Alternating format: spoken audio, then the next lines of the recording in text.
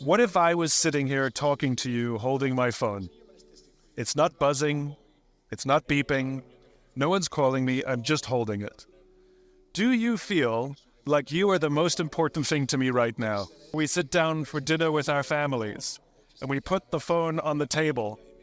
It sends a psychological message to everyone sitting there that you are not the most important thing to me right now. And putting the phone upside down is not more polite.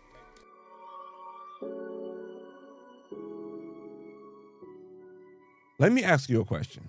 And before I ask the question, let's take all the creepiness out of the question, because I just thought about how creepy this sounds in real time before I ask the question, right?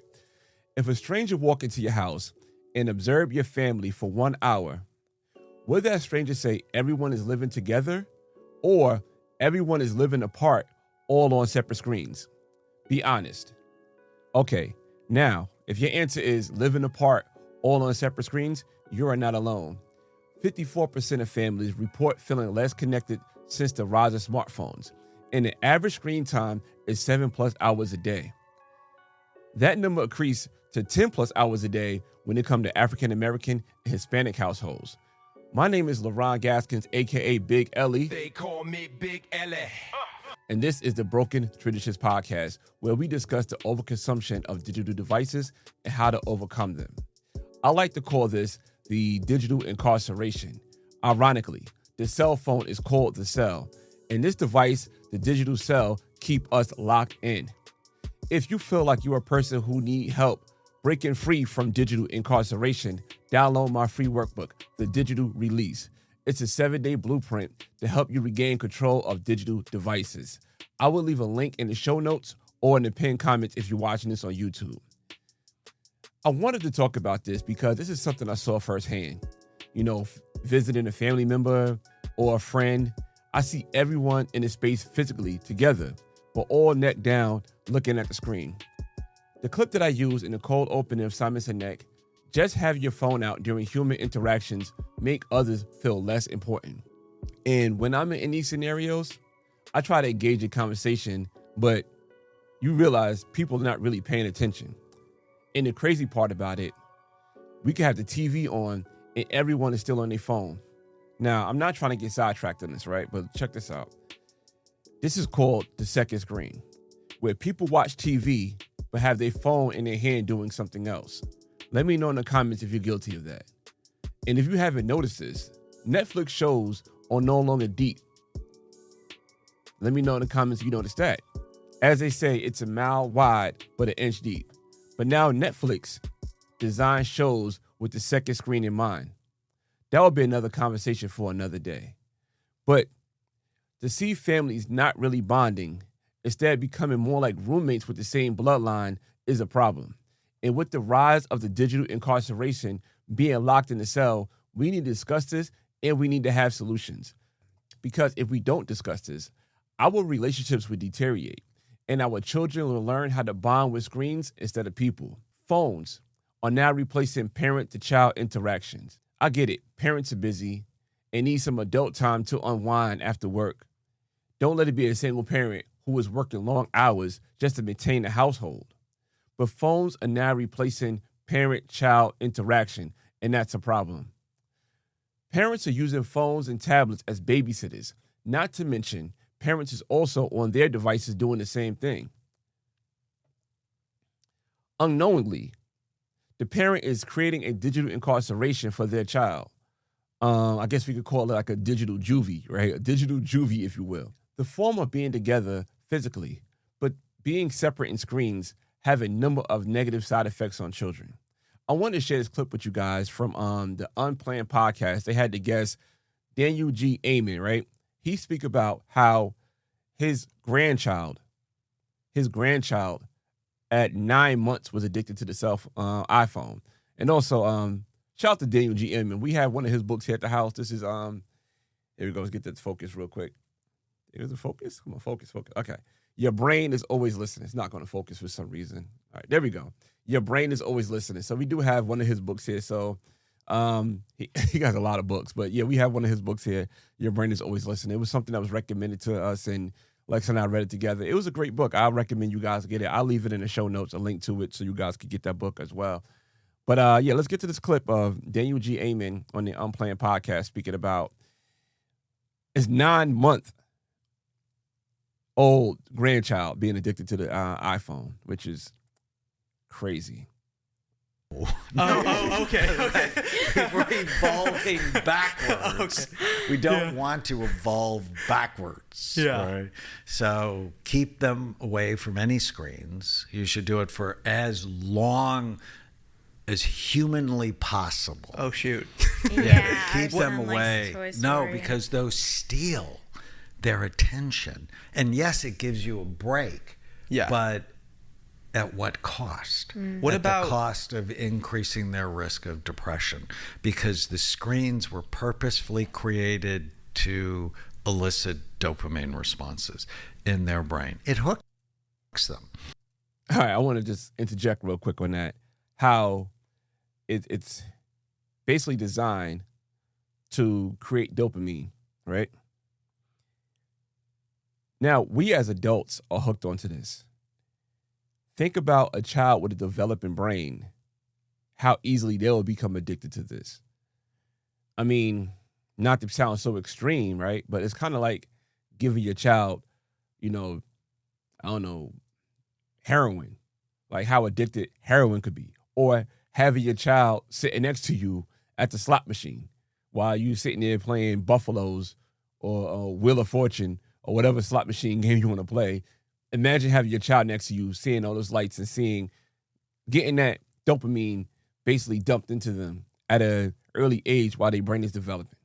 I just want to interject that part because if it's bad for us, it's got to be at least 100-fold for the child. But let's continue on.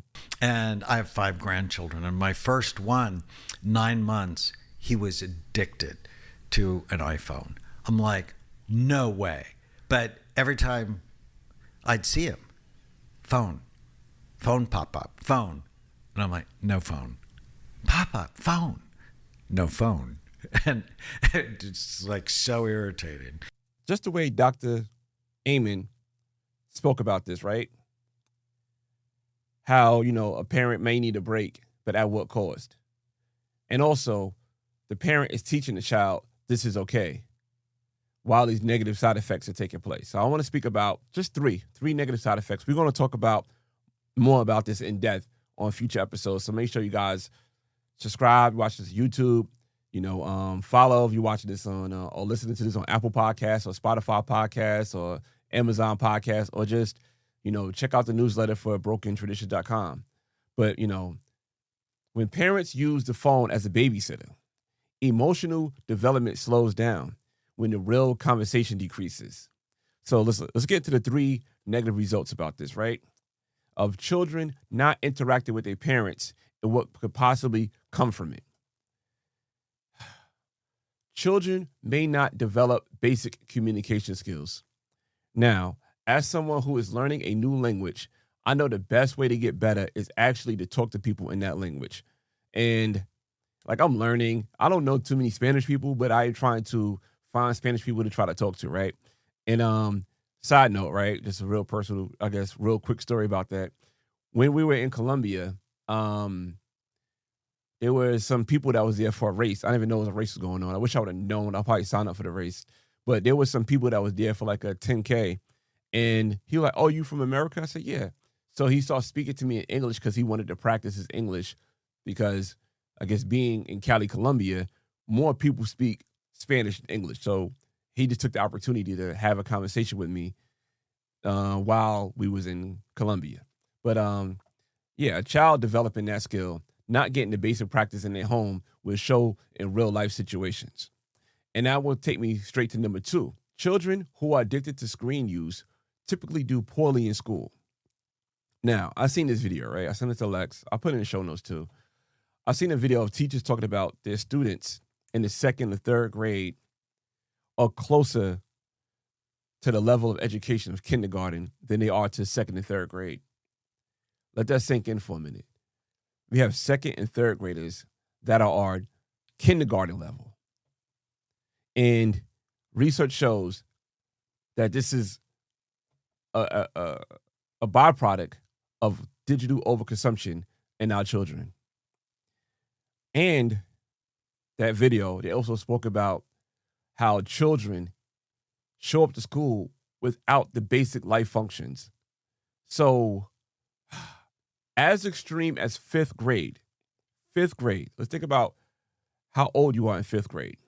You have fifth graders who can't tie their shoes. You have fifth graders who use the bathroom on themselves. You have fifth graders who act out more frequently because they're so used to being constantly stimulated. There is a modern diagnosis of ADD and ADHD that is not genetic. Now, this new modern diagnosis is tied to digital overconsumption. Number 3, children who are addicted to digital devices find it harder for them to detach, especially in preteen and teenage years. I've read and heard from some experts who work with parents that have this problem with their preteens or teenagers. And not to get fully in deep with it, like I said, we're going to talk about this in a future podcast episode. Boys will literally get physically violent when their devices are taken away. And girls who don't have access to digital devices, they go into a deep depression and contemplate suicide. Like I said, we're going to go deeper into this in the future series of the Broken Traditions podcast. But I just wanted to, give you a little bit of taste, right? Just to whet your appetite on what's to come. But are we teaching our children discipline, or are we teaching them digital dependency? Now, parents, hear me out on this. We are living in a time where danger doesn't come through the front door. It comes through notifications. That is why Broken Traditions partnered with Bark. Bark monitors your child digital activity and alerts you to serious issues. Cyberbullying, predators, self-harm, explicit content, violent behavior. This isn't about spying, it's about awareness. No parent should be guessing what their child is facing online. Bark gives you clarity, it gives you time, and most importantly, it gives you a fighting chance. If protecting your kids online is a priority, tap the link in my description and get started with Bark today. Appreciate you guys for checking out Bark. It is affiliated link, and I do get a kickback if you guys sign up with Bark through my affiliated link. But this is something that we do need as parents, right? Now, I want to go to the next section of this podcast. Couples are now becoming strangers because of their digital devices. The irony in this, a phone can make you more accessible to the world and less accessible to the person that's laying next to you every night. I did a podcast episode on this. I call it the digital third wheel. If you're watching this on YouTube, I'll leave it at the end screen. If you're listening to this on Apple Podcasts, Spotify Podcasts, or Amazon, I'll leave it in the show notes so you guys can check that out after listening to this podcast. But couples will literally lay next to each other in the bed, and both will be in their own world scrolling and not bonding. And what's so crazy about it, the husband could have his algorithm, the wife could have her algorithm, and it'd be two totally different algorithms. So they're not even looking at the same kind of content and could talk about it. One is looking at ESPN, the other one's looking at Real Housewives of Atlanta, and when they're scrolling, it's all curated for two different worlds at the end, but they are in the same bed, which is crazy. I truly believe, and this is my opinion, the divorce rate or separation rate is hovering around 50% because of this. And as I mentioned on that episode, right, people who know me personally and the content that I create when it comes to overconsumption of digital devices came to me telling me this is a problem in their relationship. I want to share another clip with you guys. I came across this couple that was on Mel Robbins' show, Christina and Darius.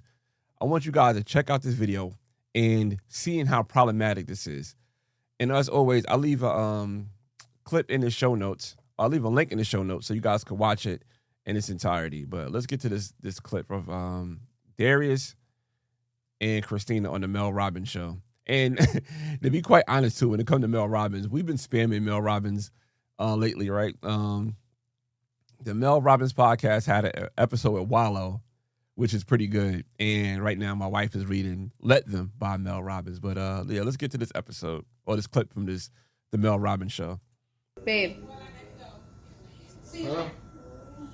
What? We need to spend some quality time together. We are. What do you call this? You Sitting there on your phone is not quality time. Really? And you're still on your phone as I'm Darius. What? How frustrating could that be? I'm sorry. I ain't gonna lie. Just seeing that, frustrating. How frustrating could that be? Let me know in the comments if you are Darius and you on your phone and you're Christina, the Christina in your life, right? You know, just using the names. You can swap genders or whatever. I don't, your business is your business. But how frustrating would you be if you was Christina? Or are you Darius? Let me know in the comments. Just some, self-reflection. That was Darius. His girlfriend Christina says she is tired of him paying more attention to his phone than their family. It is so bad that he's even gotten distracted, so much so that he's left their daughter without a diaper on. My boyfriend Darius is constantly on his phone and it drives me crazy. I can't take it anymore. Sometimes it's so bad, I feel like I'm the third wheel in this relationship to his phone. I don't see why my girlfriend has such an issue with me being on the phone a lot. Everyone is. She keeps giving me ultimatums like you need to choose what's more important, phone or me. I know I'm glued to the phone a lot, but I still don't believe I have an addiction. We have a 1.5-year-old daughter and I can't even trust him with her because he's constantly distracted. I think he misses moments with our daughter because he's glued to his phone. I can admit there are a few instances where I should have been less distracted, but everyone makes mistakes. One time I was supposed to be watching our daughter and I was on the phone. She ended up falling and she still has a scratch over her eyebrow. Once I left the house to go to the store, and when I came back, he had changed Mara's diaper but forgot to put the new one back on, and she was soaked. Mel needs to help me get through to Darius before it's too late. All right, so Darius, you say you're glued to your phone, but not addicted. Do you think you have an issue? I don't think so. I feel like it's something that pretty much everybody does. I usually just use it to look at memes or ESPN, so I don't really feel like it's that much of an issue. What's so sad about that is that he don't see it as an issue because everybody else is doing it.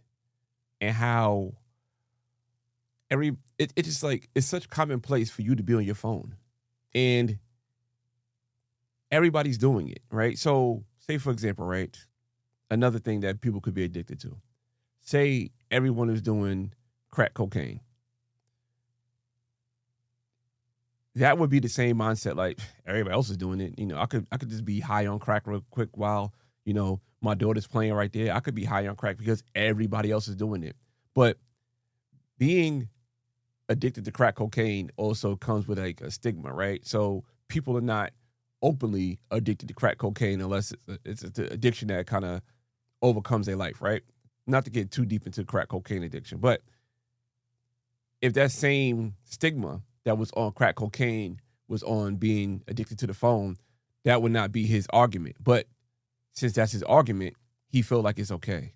It's crazy, but let's continue on.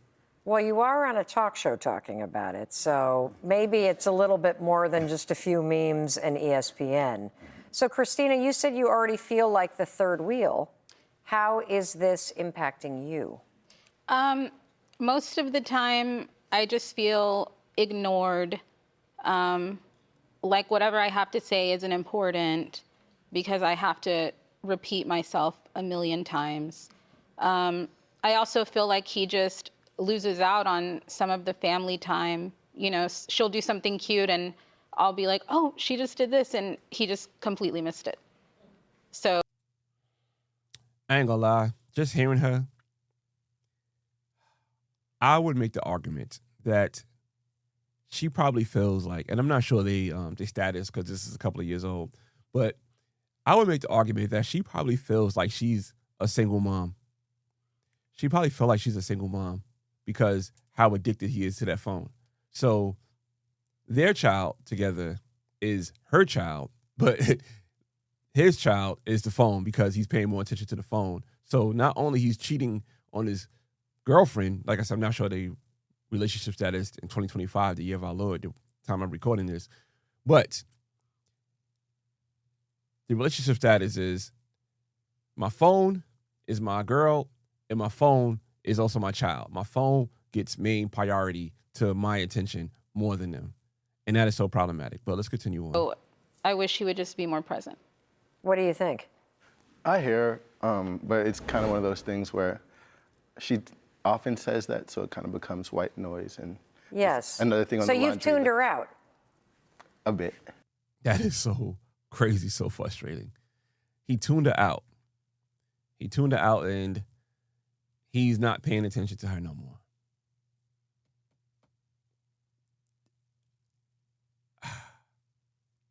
And just to go back, right, to the episode I did, the digital third wheel, one thing that was common from the people that I spoke to, this was an argument trigger. So looking at Christina and Darius, imagine her constantly saying this to him. And he's like, yeah, now I just tuned it out. Because he's more focused on being on ESPN and looking at memes. And she's constantly saying, you are always on your phone. The high screen time become an issue will result in low patience and ultimately result in more conflict. It's a vicious cycle. Then after she addresses it, unfortunately, somebody's going back to it. Darius is going back to it. The people who I spoke to, their partners, is going back to it. Not because they being condescending, because they're locked into the digital incarceration. Phone apps use the same technology that is used in casinos to keep people addicted to slot machines. And I guess this is more of a taboo conversation that is not often discussed with the overconsumption of digital devices and how a digital device could also ruin a relationship, is the addiction and the easy access to pornography. On episode 10 of the Broken Traditions podcast, I had a conversation with Lenny Bradley speaking about this and how the downside of porn and how the easy accessibility ruin relationships. If you want to hear more about that episode, I'll leave that link in the show notes.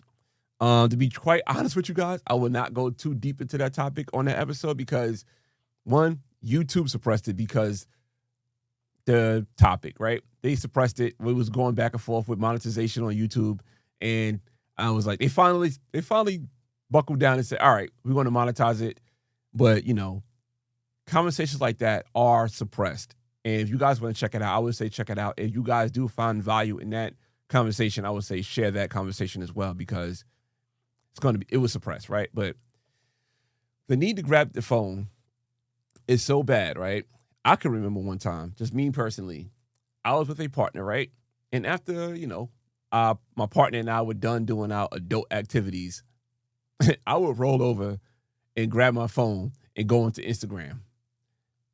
To be honest, looking back at that, that was so problematic. And what would that do to somebody's ego? And another thing, when it comes to relationships, too many of us has been on dates where the person is on their phone instead of communicating and bonding. Let me ask you this. When was the last time you gave your partner uninterrupted eye contact? Now, we talked about the kids, we talked about the couples, the spouse, and now let's kind of combine everything together. Because the emotional temperature of your home is affected by the digital overload in your household. Believe it or not, people who are addicted to social media are more irritated, they have shorter tempers, and they have less patience. This is happening because social media constantly triggers dopamine spikes. Then the results, we have emotional come downs. Think about your day-to-day interactions with people. Let me know if you notice this, or let me know in the comments if you fall into this. People don't listen to have conversations, but instead they listen just to react. I truly believe this kind of communication is now normal because this is how we speak to each other on social media. The new norm for us is now that we're too jumpy, we're defensive, and we're exhausted. But this is the beginning of the cycle that most of us are unaware of. Let me break this down to the family dynamic, right? We have a parent that is the head of the household falling into the overuse of digital technology. First, they lose productivity. That leads to short tempers. Then that tension spills into the household. But now let's talk about the kids that are over-consuming digital devices. Kids fall behind in school because that's a byproduct of being addicted to phones and screen time. This causes parents to punish their kids. The kids rebel, not because they're addicted to the phones, but because the phones are designed to be addictive. This is causing a wedge between the parent and the child. In some cases, this is also causing a wedge between the parents. Couples fight about finances because one or both of the people in the relationship is addicted to online shopping, whether it's Amazon or TikTok Shop. The two apps are designed to constantly keep you spending money. But let's talk about some solutions to take your family back from the digital overconsumption, right? First, I would suggest whoever is the leader of the household, lead by example. For our house, my family takes my lead, right? And with that level of responsibilities, I make sure I do things that keep us in line with our goals. For example, I'm the one that always wake up first, right? Heidi's trying to tell me she wake up before me. She don't. I wake her up, but then she says I'll wake up first. Whatever. There's a whole. I'm not gonna get to Heidi pump faking talking about she wake up before me. But on Saturdays, when I wake up first, I start cleaning the house. So one thing I do is go downstairs and intentionally I play music on our turntable. So we have a nice turntable system and a little Bose speaker setup. I want to upgrade it. I got to figure out how to upgrade it the way I want it to be. But right now we just have like a Bose sound bar that is connected to our turntable. And let me show you one of my records that it's like my pride and joy. Hold on, I got it right here. So one of the records I like to play when I'm cleaning up the downstairs, right? Because I wake up first, I start cleaning. It's this record right here. So let me show you this part right here, right? See this? It says Rockefeller Records exclusive album advance radio, right? This is Jay-Z Blueprint. Hold on, let me get back. Yeah. This is the Jay-Z Blueprint Volume 1 advance copy for the radio, right? So if you was a radio DJ and you wanted to get the blueprint, they sent this to you from Rockefeller Records. And they sent this, and what's so dope about this, two things what's so dope about this. It's radio edit, so no curses on it. So when I'm playing it, Heidi don't hear no curses. So I can play the whole album in its entirety with no curses. And this was so advanced, right? If you're a hip-hop head, you're going to love this. If you're not, then I'm sorry. But this is so advanced. So, the last two songs, it was Lyrical Exercise and the Girls, Girls, Girls remix, right? So if you look at the record, it just said Blueprint, but it had more songs on it. They didn't even name the songs at the end that was like bonus tracks. They didn't even name them yet.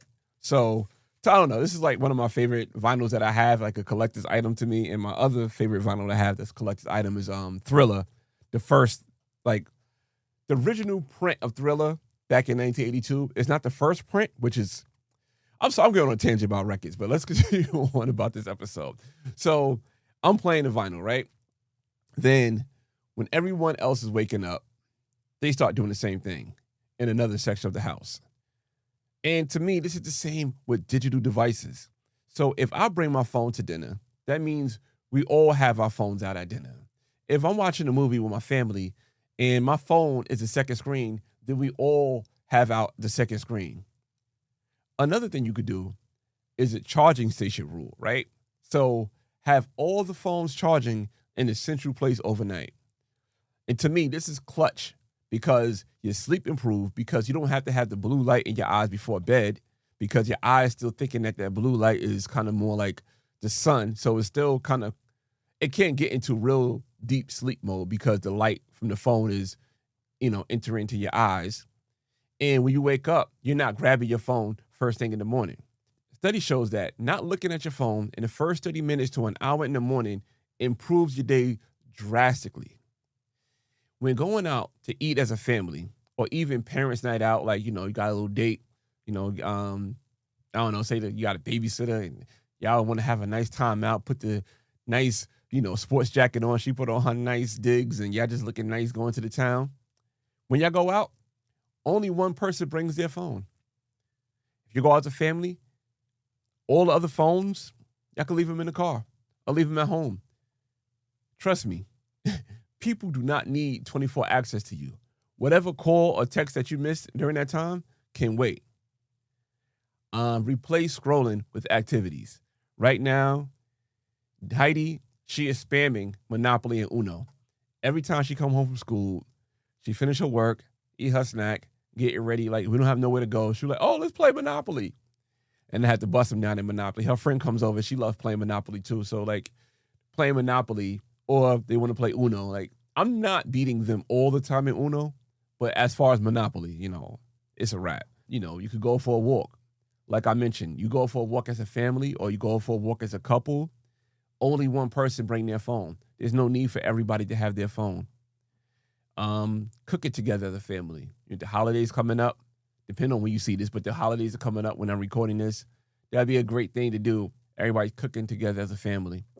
But that is why I created the digital release. Families don't need perfection. They need structure. So let me ask you this. What would change if your family unplugged for 1 hour a night? What if bonding was the default and scrolling was the exception? What could your home feel like if everyone became fully present?